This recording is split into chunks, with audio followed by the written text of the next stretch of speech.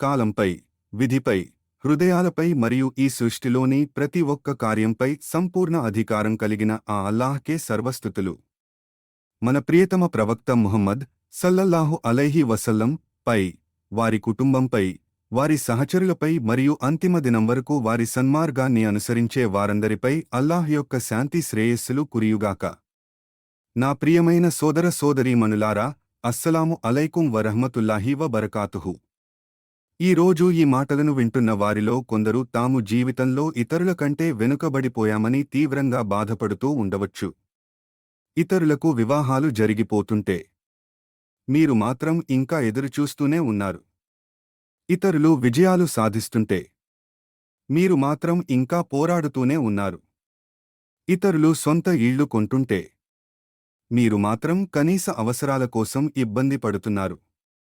ఇతరులు సమాజంలో నవ్వుతూ కనిపిస్తుంటే మీ హృదయం మాత్రం లోలోపల రోదిస్తోంది. ఆ సమయంలో శైతాన్ మీ మనస్సులో నెమ్మదిగా ఇలా అంటాడు: నువ్వు వెనుకబడిపోయావు. నువ్వు జీవితంలో ఓడిపోతున్నావు. అల్లాహ్ నిన్ను మరచిపోయాడు. నువ్వు తప్ప అందరూ ముందుకు సాగిపోతున్నారు. కానీ ఈరోజు నేను మీరు ఒక అత్యంత శక్తివంతమైన విషయాన్ని గుర్తుంచుకోవాలని కోరుకుంటున్నాను: మీరు ఎక్కడా వెనుకబడలేదు. అల్లాహ్ మీ విధిలో, రాతలో ఎక్కడ ఉండాలని రాశాడో మీరు సరిగ్గా అక్కడే ఉన్నారు. దానినే ఖద్ర్, దైవ సంకల్పం లేదా విధి అంటారు. ఖద్ర్, విధి అంటే ఏమిటి? మరి ఇంతకీ ఖద్ర్ అంటే ఏమిటి? చాలామంది ఈ పదాన్ని ఉపయోగిస్తారు కానీ దాని పూర్తి అర్థాన్ని గ్రహించలేరు. దయచేసి దీనిని శ్రద్ధగా వినండి. ఖద్ర్, దీనినే అల్ఖదర్ అంటారు. ఇది ఇస్లాం విశ్వాసాలలో ఈమాన్, 6వ మరియు చివరి మూలస్తంభం. దీనిని నమ్మకపోతే మీ విశ్వాసం పరిపూర్ణం కాదు. ప్రవక్త ముహమ్మద్ సల్లల్లాహు అలైహి వసల్లం ఇలా ప్రవచించారు: ఏ వ్యక్తైనా దైవ సంకల్పాన్ని, అది మంచైనా చెడైనా సరే, మనస్ఫూర్తిగా నమ్మనంతవరకు అతను పరిపూర్ణ విశ్వాసీ కాలేడు. ఖద్ర్లో 4 స్థాయిలు ఉన్నాయి. ప్రతి ముస్లిం వీటిని తప్పక తెలుసుకోవాలి. అలిల్మ్, దైవ జ్ఞానం. సృష్టి ప్రారంభం నుండి అంతిమ దినం ముగిసే వరకు ఏం జరుగుతుందో అల్లాహ్కు ముందే తెలుసు. మీ పేరు, మీ జీవనోపాధి, మీ మరణం అన్నీ ఆయన జ్ఞానంలో ఉన్నాయి. అల్కితాబా, రాతపూర్వకంగా ఉండటం. అల్లాహ్ ఈ భూమ్యాకాశాలను సృష్టించడానికి 50,000 సంవత్సరాల ముందే సమస్త విషయాలను అల్లౌహ్ అల్ మహ్ఫూజ్, సురక్షిత ఫలకం పై రాసి ఉంచాడు. అల్మషీన్హా, అల్లాహ్ సంకల్పం. అల్లాహ్ తలుచుకుంటేనే ఏదైనా జరుగుతుంది. ఆయన ఇష్టపడకపోతే ఏదీ జరగదు. అల్ ఖల్క్, సృష్టి. అల్లాహ్ ఏ ప్రతి వస్తువును, ప్రతి కార్యాన్ని సృష్టించినవాడు, మన కర్మలతో సహా. మనం పనులు చేస్తాము, కాని వాటికి ఉనికిని ఇచ్చేవాడు అల్లాహ్ మాత్రమే. సుభానల్లాహ్. ఈ మాటల వెనుక ఉన్న లోతును గమనించండి. మీ జీవితంలో జరిగిన ప్రతి ఒక్క సంఘటన, ప్రతి ఆలస్యం, మీ ముఖంపై మూసుకుపోయిన ప్రతి తలుపు, విఫలమైన ప్రతి బంధం అన్నీ ముందే రాసి పెట్టబడ్డాయి. ఇది ఏదో అనుకోకుండా జరిగినది కాదు, లేదా ఒక నిర్జీవమైన అదృష్టం కాదు. దీనిని సర్వజ్ఞుడైన, అలలీం మరియు మహావివేకవంతుడైన అల్హకీం అయిన అల్లాహ్ స్వయంగా నిర్ణయించాడు. ఇక్కడే ఒక అందమైన సత్యం దాగి ఉంది. విధి అంటే అల్లాహ్ మిమ్మల్ని శిక్షిస్తున్నాడని కాదు. విధి అంటే అల్లాహ్ మిమ్మల్ని రక్షిస్తున్నాడని, మీ మార్గాన్ని మంచివైపు మారుస్తున్నాడని మరియు మీకోసం ఒక గొప్ప భవిష్యత్తును సిద్ధం చేస్తున్నాడని అర్థం. అది ఇప్పుడు మీకు కనిపించకపోయినా సరే. సహీహ్ ముస్లింలోని ఒక అద్భుతమైన హదీసులో ప్రవక్త ముహమ్మద్ సల్లల్లాహు అలైహి వసల్లం ఇలా అన్నారు: విశ్వాసి యొక్క ప్రతి కార్యం ఎంతో ఆశ్చర్యకరమైనది, అందమైనది. అతని ప్రతి పరిస్థితిలోనూ మేలే ఉంటుంది. అతని ప్రతి వ్యవహారంలోనూ మంచే ఉంటుంది. కేవలం సంతోషకరమైన రోజుల్లోనే కాదు, కేవలం ప్రమోషన్లు, పెళ్లిళ్లలోనే కాదు, అన్నింటిలోనూ. ఆ తిరస్కరణలు, ఆ ఆలస్యాలు, ఆ హృదయ వేదనలు, అన్నింటిలోనూ. అది ఎలా సాధ్యం? ఎందుకంటే అతనికి ఏదైనా మేలు జరిగితే అతను కృతజ్ఞత, శుక్ర్ తెలుపుకుంటాడు. అది అతనికి మంచిదవుతుంది.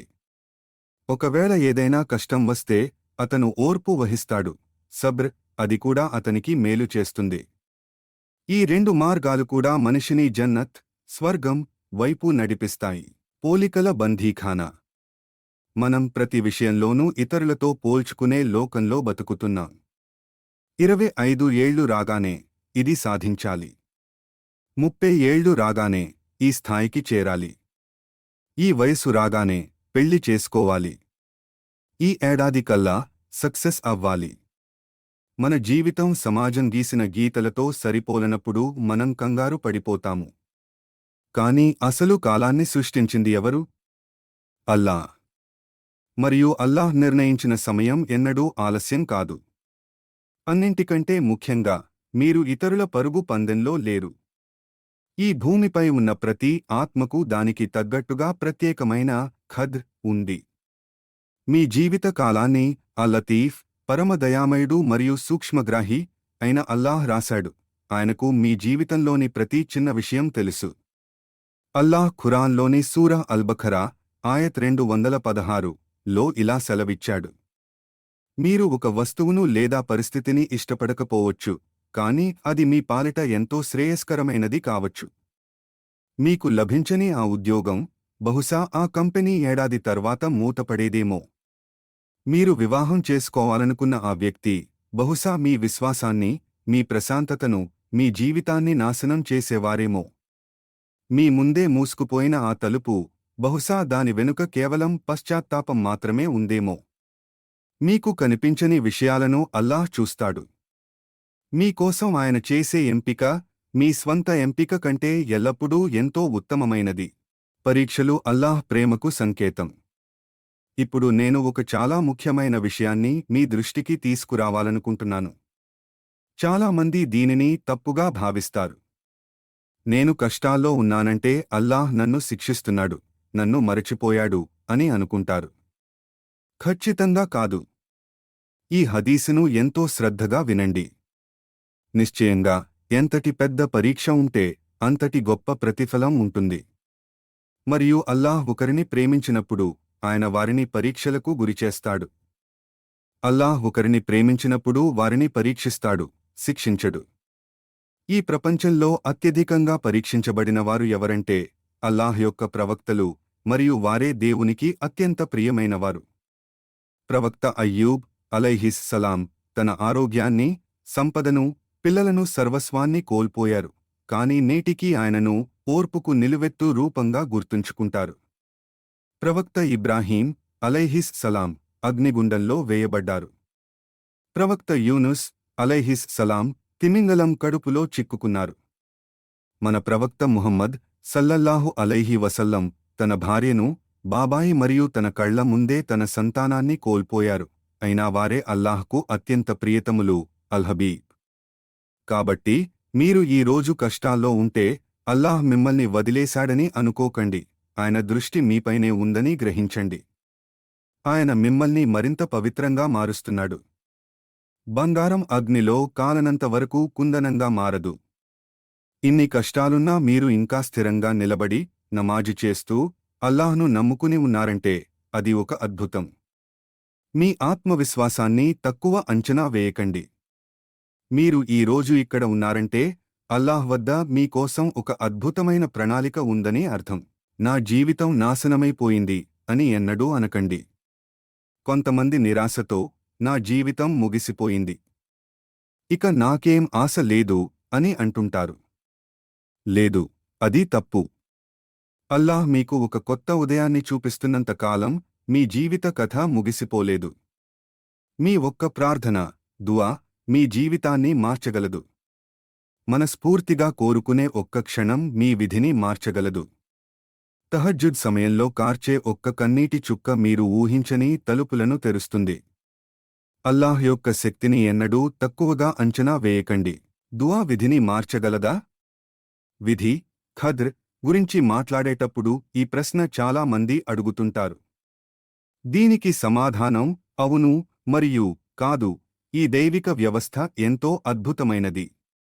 ఒక ప్రవచనంలో ప్రవక్త ముహమ్మద్ సల్లల్లాహు అలైహి వసల్లం ఇలా అన్నారు: దుఆ, ప్రార్థన తప్ప మరేదీ దైవ నిర్ణయాన్ని మార్చలేదు. మరొక హదీసులో నిశ్చయంగా దుఆ అనేది సంభవించిన కష్టాల నుండి మరియు రాబోయే కష్టాల నుండి కూడా రక్షణ ఇస్తుంది అన్నారు. దీనిని లోతుగా అర్థం చేసుకోండి. మీరు ఒక నిర్దిష్ట సమయంలో దేవుని వేడుకుంటారని అల్లాహ్కు ముందే తెలుసు. మరియు ఆయన ఆ దుఆను స్వీకరిస్తాడని కూడా ముందే నిర్ణయించబడింది. కాబట్టి ఆ దుఆ అనేది కూడా విధిలో ఒక భాగమే. అందుకే ఒక ముస్లిం ఎన్నడూ ఆశను కోల్పోడు. వైద్యులు చేతులెత్తేసినా, మనుషులు వదిలేసినా, అన్ని తలుపులు మూసుకుపోయినా, అల్లాహ్ మన ఊహకు అందని మార్గాల నుండి సహాయాన్ని అందిస్తాడు. దుఆ చేయడం అంటే అల్లాహ్ ప్రణాళికకు వ్యతిరేకంగా పోరాడటం కాదు. దుఆ అనేది స్వయంగా అల్లాహ్ ప్రణాళికలో ఒక భాగం. ఆయనే మీ మనస్సులో ఆ కోరికను కలిగించాడు, మీ అవసరాన్ని సృష్టించాడు మరియు దానికి సమాధానాన్ని కూడా సిద్ధం చేశాడు. ఆయన కేవలం మీరు అడగాలని ఎదురుచూస్తున్నాడు, ఎందుకంటే ఆయన మీకు ఇవ్వాలని కోరుకుంటున్నాడు. సూరహ్ గాఫిర్ ఆయత్ 60 లో అల్లాహ్ ఇలా సెలవిచ్చాడు. దుఆ గురించి ఇది అత్యంత శక్తివంతమైన వాక్యం. మరియు మీ ప్రభువు ఇలా అంటున్నాడు, నన్ను ప్రార్థించండి, నేను మీ ప్రార్థనలను ఆలకిస్తాను, సమాధానమిస్తాను. అల్లాహ్ బహుశా ఆలకిస్తానేమో అనలేదు, ఖచ్చితంగా ఆలకిస్తాను అన్నాడు. ఇది రాజులకే రాజైన ఆ పరమేశ్వరుని వాగ్దానం. అంతేకాకుండా మీ దుఆ మీ జన్నత్ యొక్క అంతస్తులను పెంచుతుంది మరియు రాబోయే ఆపదలను తొలగిస్తుంది. ఫలితం వెంటనే కనిపించకపోయినా మీ ప్రార్థన వృధా కాదు. ప్రవక్త సల్లల్లాహు అలైహి వసల్లం అన్నారు, విశ్వాసి చేసే దుఆ వెంటనే అంగీకరించబడుతుంది, లేదా పరలోకంలో ఒక నిధిగా దాచబడుతుంది, లేదా దానికి బదులుగా అతనిపైకి వచ్చే ఒక పెద్ద ప్రమాదం తొలగిపోతుంది. కాబట్టి దుఆ చేయడం వల్ల ఎన్నడూ నష్టం ఉండదు. ప్రతి ఒక్క దుఆకు ఒక విలువ ఉంది. మన దైనందిన జీవితంలో కొన్ని ముఖ్యమైన సూత్రాలు. 1. విజయానికి మీ నిర్వచనాన్ని మార్చుకోండి. అల్లాహ్ దృష్టిలో విజయం అంటే మీ బ్యాంక్ బ్యాలెన్స్ లేదా మీ పెళ్లి వయసు కాదు. విజయం అంటే తఖ్వా, అంటే దైవభీతి మరియు దైవచింతన. మీరు ఆయనకు దగ్గరవుతున్నారా? అది మాత్రమే నిజమైన విజయం. 2. పోలికలను విడిచిపెట్టండి. అవసరమైతే సోషల్ మీడియా యాప్స్ని డిలీట్ చేయండి. మీ మనశ్శాంతిని కాపాడుకోండి. ప్రవక్త సల్లల్లాహు అలైహి వసల్లం ఇలా అన్నారు, లౌకిక విషయాలలో ఎల్లప్పుడూ మీకంటే తక్కువ స్థితిలో ఉన్నవారిని చూడండి, మీకంటే పైనున్న వారిని చూడకండి. అప్పుడే మీరు అల్లాహ్ ఇచ్చిన అనుగ్రహాలను తక్కువగా అంచనా వేయకుండా ఉంటారు. 3. నమ్మకంతో దుఆ చేయండి. మీరు అల్లాహ్ను వేడుకునేటప్పుడు ఆయన ఖచ్చితంగా ఆలకిస్తాడనే పూర్తి నమ్మకంతో ప్రార్థించండి. అరకొర మనస్సుతో దుఆ చేయకండి. 4. రాత్రి నమాజ్, తహజ్జుద్ అలవాటు చేసుకోండి. రాత్రి యొక్క చివరి భాగంలో అల్లాహ్ మొదటి ఆకాశానికి దిగివచ్చి ఇలా పిలుస్తాడు, నన్ను అడిగేవారు ఎవరైనా ఉన్నారా? నేను వారికి ప్రసాదిస్తాను. క్షమాపణ కోరేవారు ఉన్నారా? నేను క్షమిస్తాను. ఆ పవిత్ర సమయంలో నిద్రపోకుండా అల్లాహ్ ముందు చేతులు చాచండి. 5. తవక్కుల్, దైవ విశ్వాసం ఉంచండి. మీ వంతు ప్రయత్నం చేసి దుఆ చేసిన తర్వాత ఫలితాన్ని అల్లాహ్కు వదిలేయండి. తవక్కుల్ అంటే ఊరికే కూర్చోవడం కాదు, కష్టపడిన తర్వాత ఫలితం కోసం దేవునిపై పూర్తి భారాన్ని వేయడం. కొన్ని శక్తివంతమైన దుఆలు, వీటిని ప్రతిరోజూ చదవండి. 1. అల్లాహ్ ప్రణాళికపై నమ్మకం కోసం. హస్బునల్లాహు వ నిఅమల్ వకీల్. అల్లాహ్ మాకు చాలు మరియు ఆయన అత్యుత్తమ కార్యసాధకుడు. 2. జీవనోపాధిలో బరకత్ కోసం. అల్లాహుమ్మక్ఫినీ బిహలాలిక అన్ హరామిక వ అగ్నిని బిఫద్లిక అమ్మన్ సివాక్.